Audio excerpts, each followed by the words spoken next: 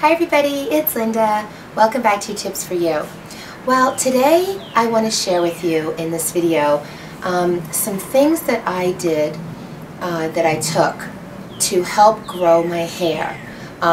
It started getting, I noticed, a little thinner, and you know, hair thins throughout our lives for many different reasons. I did a video, I'll link it below, on reasons for hair thinning and hair loss. It's very informative. I think you'll really enjoy learning about that if you want more information. But just to give you a couple of reasons, it's, you know, it can be hormones, hormonal fluctuations, it can be stress, it can be diet. Sometimes crash dieting will cause something like that.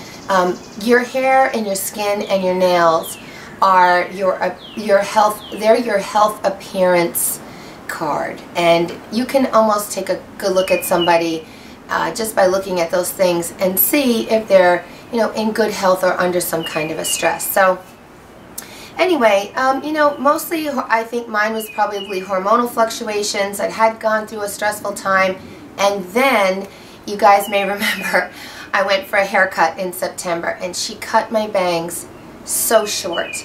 So I thought, okay, I'm going to make a concerted effort to do what I can in a healthy way to try to promote hair growth for myself.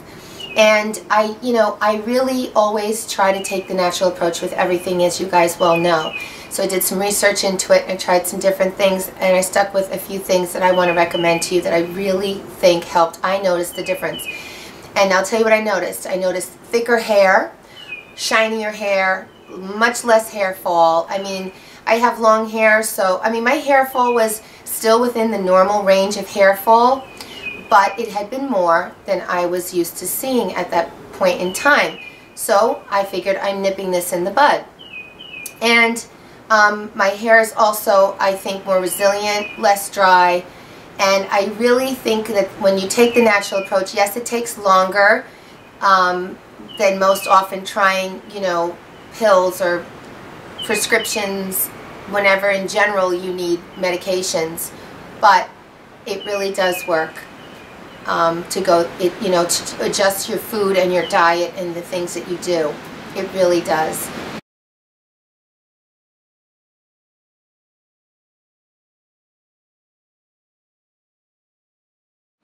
So let me tell you what I did. This worked for me. So the first thing you should be considering is getting more essential fatty acids into your diet, which is what I did. Essential fatty acids aid skin and hair growth. They help nourish the hair, support hair thickening, and remedy hair loss. They help with blood circulation and cell growth, which are important for your hair follicles.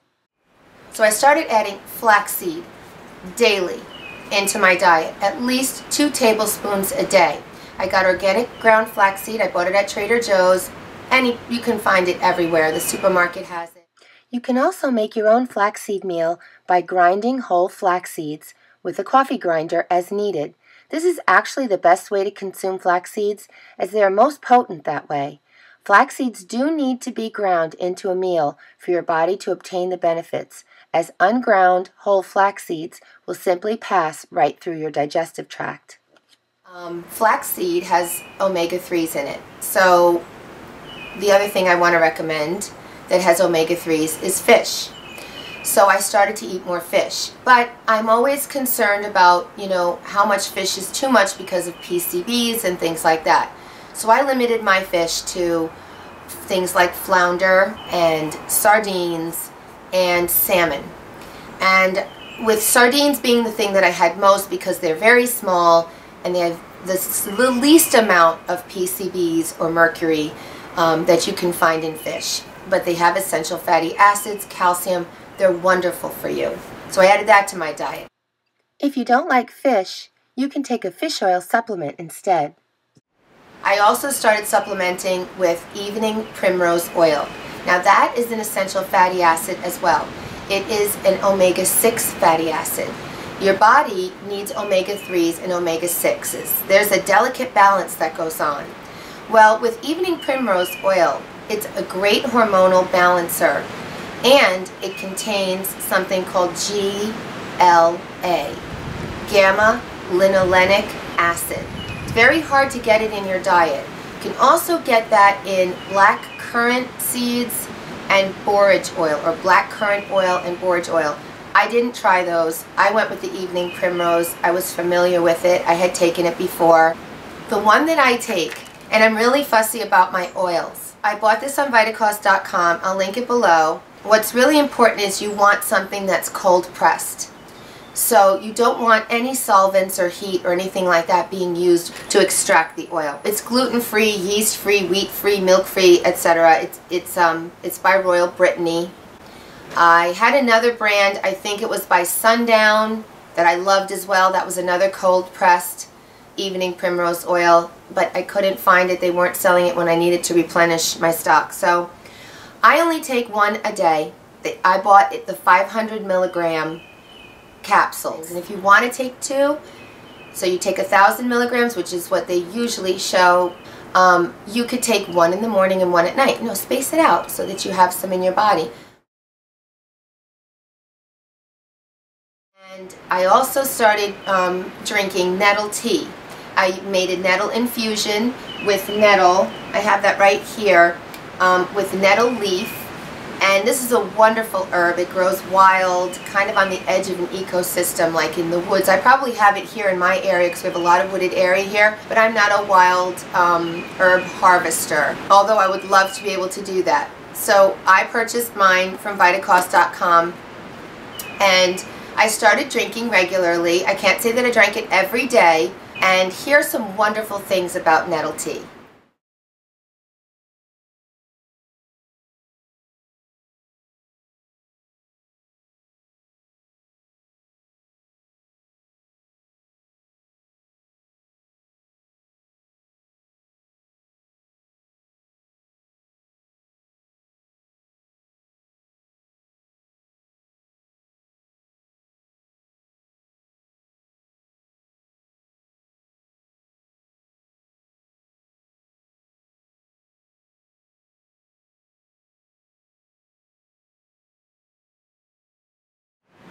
I also, maybe once a week, I would rinse my hair and scalp with it, because you can do that as well. It's really good for your hair and scalp. I just like kind of put it through and massaged it in, and then I just sort of left it on for like 3 minutes or so, and then I rinsed my hair, and then I conditioned my ends. That's how I did it.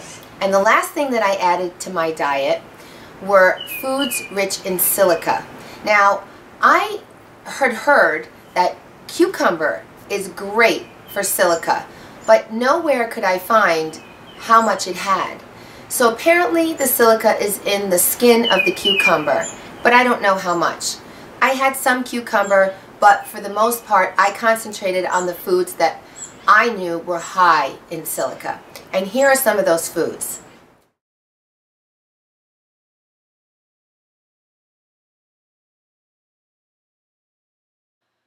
The two foods on that list that I did not consume were beer and white rice. I did, and still do, eat a banana every day, and the other foods I varied each day.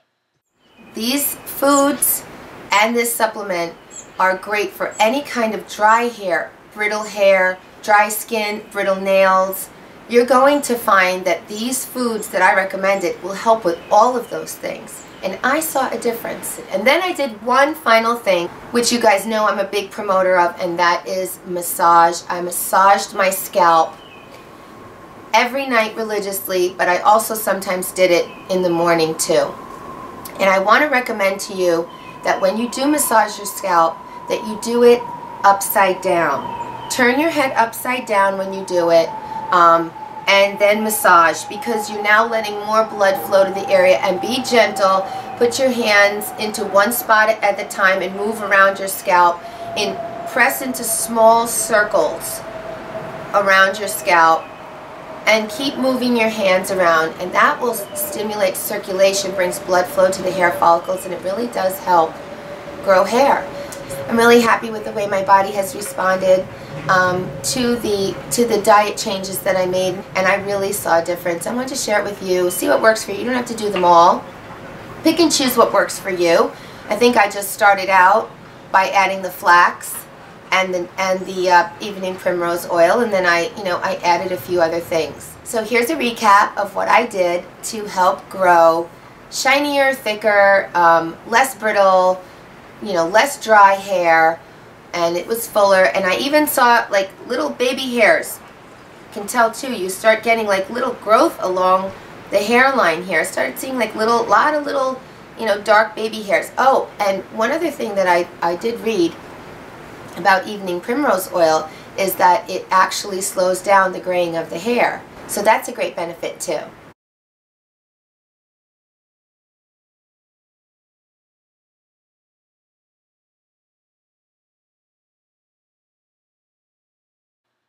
Here are some other things you can do to help restore and promote hair growth and healthy hair. I was already doing these things pretty regularly, so that's why I needed to add some other things that I recommended in this video to help boost my hair growth. Well, I hope you enjoyed this video, and I hope you found it really informative. I love to share things that have worked for me, and please comment below with anything that you have found that has worked for you that you know of, because I love when we all can help each other. And please subscribe because I have a lot more to come, something of interest to everyone. And please visit me at my blog spot where I do a lot of writing, and I'm also on Facebook and Twitter, and we can stay connected there as well. Well, if you like this video, please remember to give it a thumbs up and share it with someone, and I will see you soon. Bye-bye now.